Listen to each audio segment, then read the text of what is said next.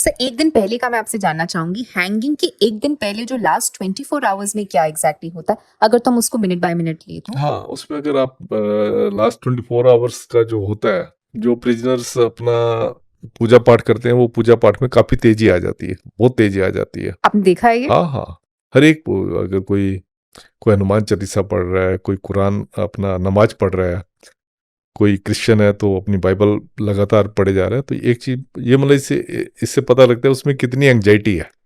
अच्छा। एंग्जाइटी का लेवल काफ़ी ज़्यादा हो जाता है। और दूसरा जो है, राउंड द क्लॉक उसके ऊपर सर्वेलेंस तो रखी जाती है, खाना जो भी दिया जाता है वो आपके सामने ही वो कंज्यूम करेगा, और आप एकदम वो जो जो भी उसके बर्तन वगैरह हैं, एकदम बाहर निकाल लोगे। स्पेशल हाँ, खाना दिया जाता है नहीं नहीं नहीं, खाना वही जो जेल तो का खाना लास्ट होता है। मील नॉर्मल रहता है? हाँ हाँ, लास्ट में नॉर्मल होता है। उसके बाद जो है, आप राउंड द क्लॉक आप सर्विलेंस उसके ऊपर रखते हो।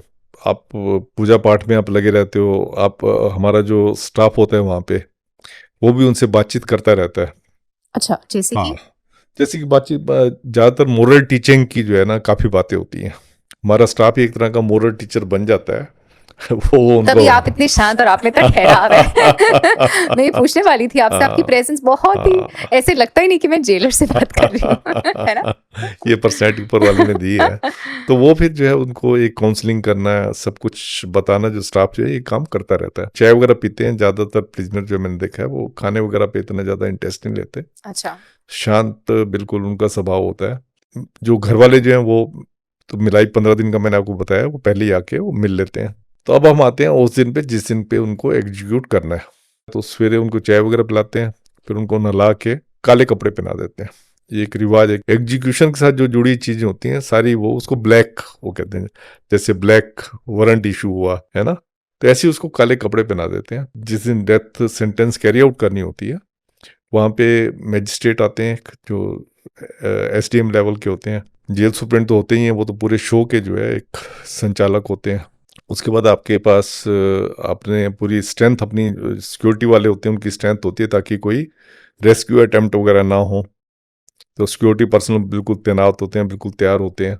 और जनरली जो है ये एग्जीक्यूशन सुबह 6-7 बजे के आसपास होता है। क्यों सुबह ही क्यों? क्योंकि हमारा लॉ ये कहता है कि जैसे ही एग्जीक्यूशन हो जाएगा उसके बाद जेल खुलेगी।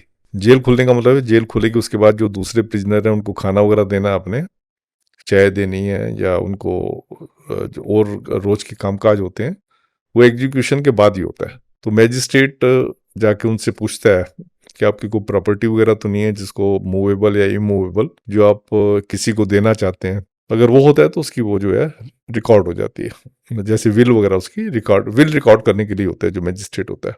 उसके बाद उनको ले जाते हैं, एग्जीक्यूशनर जो होता है पीछे हाथ बांध के, हैंडकप्स लगा के उनको ले जाते हैं। हैंगिंग वो प्लेस होता है, वहां पे ले जाते हैं। जिसको फांसी कोटी बोलते हैं। फांसी कोठी जिसमें बोलते हैं, तो वहां ले जाते हैं।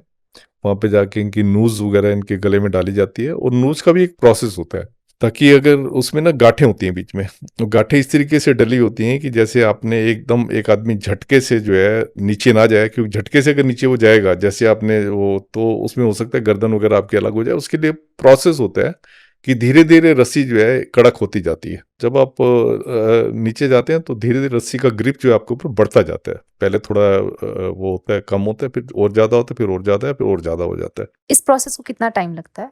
ये जो रस्सी वगैरह का जो होता है, इसको तो जो है ये लोग पहली रात को ही पूरी कर लेते हैं। क्योंकि फिर उसमें एक प्रोसेस ये भी दिया हुआ है कि जितना वेट होता है रस्सी की स्ट्रेंथ वो ज्ञात करने के लिए, जितना बंदे का वेट होता है उससे डबल वेट जो है एक बोरे में जो है उसमें पत्थर वगैरह भर के उसको लटकाते हैं। वो देखते हैं अगर वो ठीक तरीके से नीचे जाता है तो उससे पता लग जाता है कि रस्से की आपकी स्ट्रेंथ है या नहीं है। तो एग्जीक्यूशनर उनको जो है फांसी के फंदे की तरफ ले जाता है, और फिर जब सुप्रिटेंडेंट जेल जो है अपना इशारा करते हैं तो तब लीवर जो है खींचा जाता है। उससे फट्टे के ऊपर खड़ा किया होता है। फांसी का जो सिस्टम होता है, फट्टे होते हैं। फट्टे जो है उनके एक साइड पे क्लिप से बंधे हुए होते हैं। तो जैसे ही लीवर खींचा जाता है तो उससे फट्टे जो है नीचे की तरफ गिरते हैं।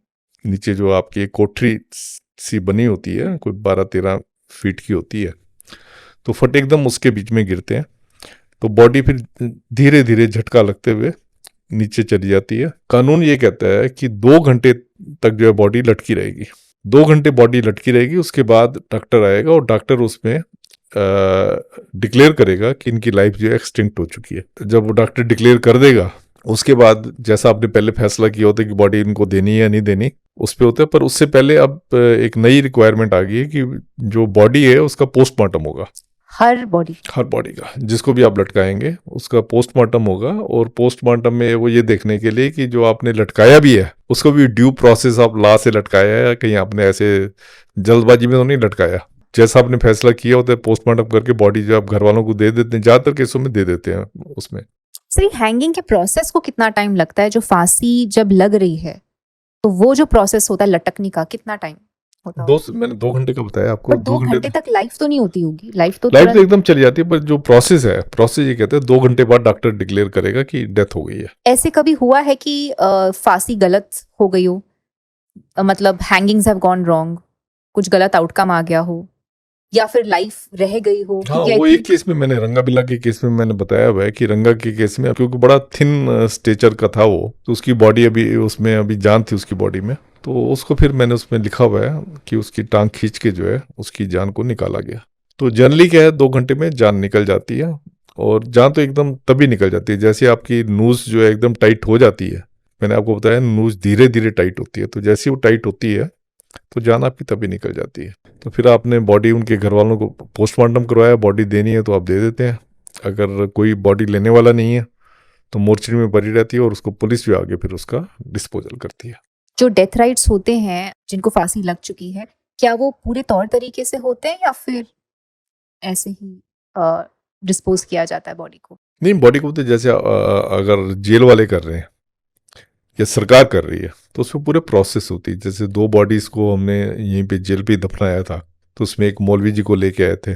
मौलवी जी ने पूरे अपने रिलीजियस उसके साथ जो है उनका दफनाया। उसमें पूरे जो भी उनके रिलीजियस सरमन्स होते हैं सारे उसमें बोले गए।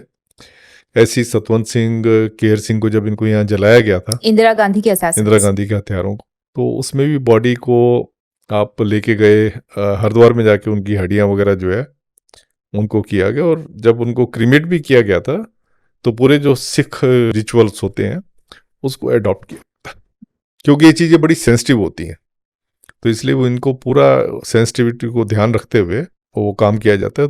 If you enjoyed watching this content, you can watch the full in-depth video on the Body to Being podcast hosted on Shloka YouTube channel. To continue watching shorter pieces of this content, you can subscribe to Shloka Clips on YouTube. Don't forget to like this video and follow us on Spotify. Pranam.